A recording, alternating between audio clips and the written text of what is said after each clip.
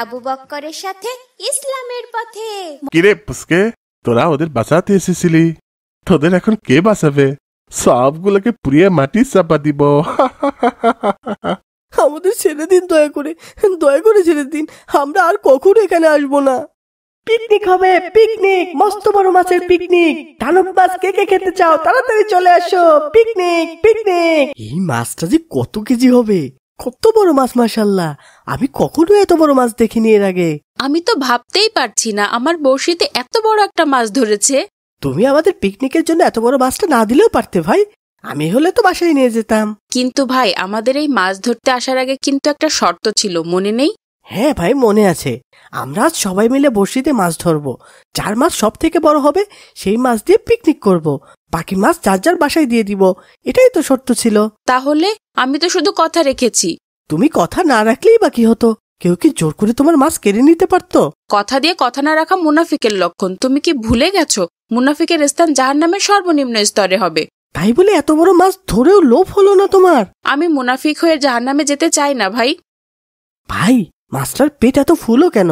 ওর পেটে কি আরো মাছ আছে? ওর পেটে মনে হয় অনেক খাবার আছে, তারাও তোর পেটটা কেটে দেখি।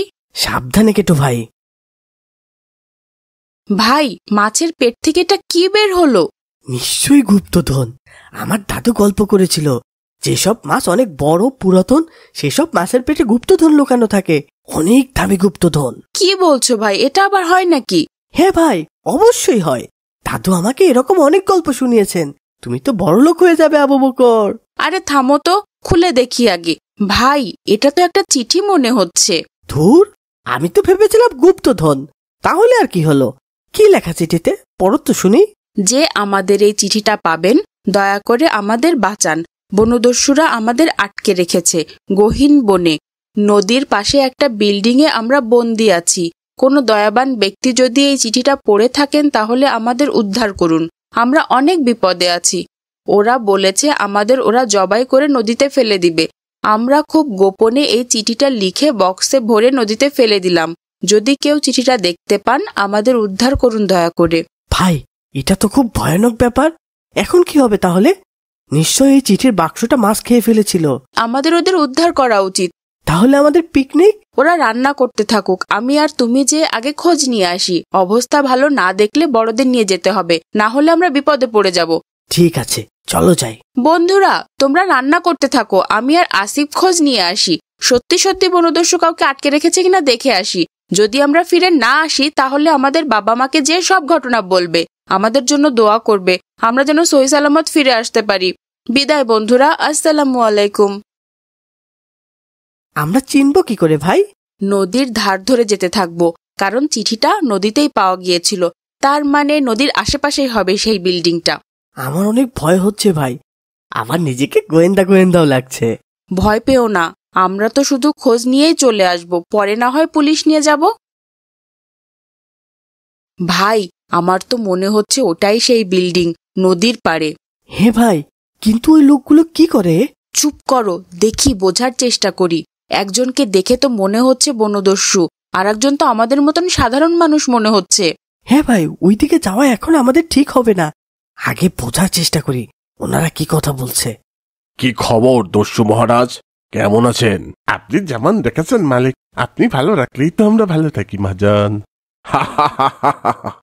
ভালো বলেছেন দস্যু মহারাজ, আপনার লাস্ট পেমেন্টটা করতে এসেছি। সব আপনার মর্জি মহাজন, আপনি তো আমার রিজিকের মালিক। যতদিন গাছ দিতে পারবেন ততদিন রিজিক পাবেন। প্রচুর গাছ কাটতে হবে। এই পুরো জঙ্গলে সব গাছ আমার চাই। পুরো জঙ্গলে শুধু টাকা আর টাকা। সব গাছ আপনি পাবেন মহাজন, তবে একটা সমস্যা আছে। কি সমস্যা? বন কর্মকর্তা ঝামেলা করেছিল, আমাদের নাকি অবৈধ গাছ কাটতে দিবে না। ও তার পুরো পরিবার শুদ্ধ তুলে নিয়ে আটকে রেখেছি। ও তার কি করবো বুঝতে পারছি না। এটা নিয়ে এত ভাবার কি আছে? পুরো পরিবার কেটে মাটি চাপা দিয়ে দিন। এই জঙ্গলে আর কে খুঁজে পাবে বলেন? আমি আপনার অনুমতির অপেক্ষায় ছিলাম। আজ রাতেই ওদের মাটি চাপা দিব, চিন্তা করবেন না। ভাই, তুমি কি কিছু বুঝতে পারছো? কি ভয়ানক! বনদস্যুরা অবৈধভাবে বন কেটে উজাড় করে দিচ্ছে, আর সেই গাছ কিনে নিচ্ছে ওই মহাজন। আর গাছ কাটার বাধা দেওয়াতেই বন কর্মকর্তার পুরো পরিবারকে আটকে রেখেছে দস্যুরা। আজ রাতে তাদের খুনও করবে। হায় আল্লাহ, কি ভয়ঙ্কর ব্যাপার। ভাই, এটা অনেক ভয়ানক ব্যাপার। আমাদের এখানে থাকা উচিত হবে না। বড়দের নিয়ে তারপর আমাদের আসতে হবে। আজ চলো যাই তাড়াতাড়ি, এখানে থাকাটাই রিস্ক। তোরা তো যেতে পারবি না রে নাবালক শিশু। সব জেনেই যখন ফেলেছিস তখন তো তোদের মারতে হবে। তোরা বেঁচে থাকলে আমরা যে বাঁচবো না। আমাদের ক্ষমা করে দিন, ভুল হয়ে গেছে, আমাদের ছেড়ে দিন। ছেড়ে দিব, তবে সেটা আগুনের মধ্যে। চল তাড়াতাড়ি, তোদের আর বাঁচানোর কেউ নেই এখন। ভয় পেও না আসিফ, আমাদের আল্লাহ আমাদের বাঁচাবেন। আল্লাহকে ভরসা করো। আর যদি আমাদের মৃত্যু এভাবে লেখা থাকে তাহলে সেটা গ্রহণ করতেও আমরা প্রস্তুত। চল বেটা, তোদের আর সময় নেই। কিরে পুস্কে, তোরা ওদের বাঁচাতে এসেছিলি, তোদের এখন কে বাঁচাবে? সবগুলোকে পুড়িয়ে মাটি চাপা দিব। আমাদের ছেড়ে দিন, দয়া করে ছেড়ে দিন। আমরা আর কখনো এখানে আসবো না। চুপ করো আসিফ, কাদের কাছে ক্ষমা চাচ্ছ তুমি? যারা আমাদের গাছ কেটে বনভূমি উজাড় করে দিচ্ছে তাদের কাছে? আমরা তো কোনো অপরাধ করিনি, অপরাধ করেছে ওরা। শাস্তি পেলে ওরাই পাবে ভাই। আমাদের আল্লাহ বাঁচাবেন ইনশাল্লাহ। এই বেটা তেজ বেশি, আগে ওকে পুড়িয়ে নে, দেখি আল্লাহ ওকে কিভাবে বাঁচায়। সকল গাছ আল্লাহর সিজদা করে, আমাদের বেশি বেশি গাছ লাগানো উচিত। রাসূল সাল্লাল্লাহু আলাইহি সাল্লাম বলেন, যদি কোনো মুসলিম গাছ লাগায় অথবা খেতে ফসল বনে আর সেই ফসল কেউ খায়, তাহলে যে ফসল লাগাবে তার জন্য সাদগার সওয়াব লেখা হয়। গাছ লাগানোর এতটাই ফজিলত, ওনারা গাছ না লাগিয়ে উল্টো চুরি করে গাছ কাটছেন। নিশ্চয় এটার শাস্তি ওনাদের আল্লাহ দেবেন। কি হচ্ছে সব? আমি সব পুস্কের কথা শুনবো নাকি? ওকে পুড়িয়ে দে তাড়াতাড়ি।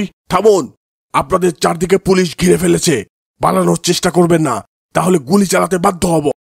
স্যার, আপনারা কিভাবে জানলেন আমরা এখানে আটকা পড়ে আছি? তোমার বন্ধুরা আমাদের ইনফর্ম করেছিল। ওরা থানায় যেয়ে সব ঘটনা খুলে বলল। আমাদের একজন সরকারি বন কর্মকর্তাও মিসিং ছিল বেশ কিছুদিন। তারপর মাছের পেটে চিঠি ওরা দেখালো। সব মিলিয়ে বুঝে গেলাম ঘটনা কি হচ্ছে।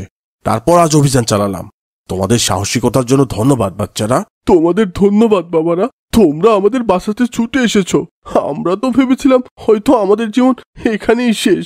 আমরা ওছিলা মাত্র, আল্লাহ চেয়েছেন বলেই সব হয়েছে। নিশ্চয়ই আল্লাহ জুলুমকারীদের ছেড়ে দেন না। আল্লাহ বিচারকগণের মধ্যে শ্রেষ্ঠ বিচারক। কার্টুন বানিয়ে ঘরে বসে আয় করুন লক্ষ লক্ষ টাকা। যদি আপনার একটি ল্যাপটপ অথবা কম্পিউটার থাকে তাহলে আপনিও বানাতে পারেন আমাদের মতো মজার মজার কার্টুন গল্প। আমাদের রয়েছে cartoon making zoom live course. এই কোর্সটির মাধ্যমে বানাতে পারেন ইসলামিক গল্প, রূপকথার গল্প, ভূতের গল্প, টুনটুনের গল্প সহ সব ধরনের কার্টুন গল্প। কোর্স ফি জানতে নিচে যে কোনো লিঙ্কে যোগাযোগ করুন। মজার মজার সব ইসলামিক কার্টুন পেতে আমাদের চ্যানেলটি এখনই সাবস্ক্রাইব করুন আর পাশে থাকা বেল আইকনটি প্রেস করুন।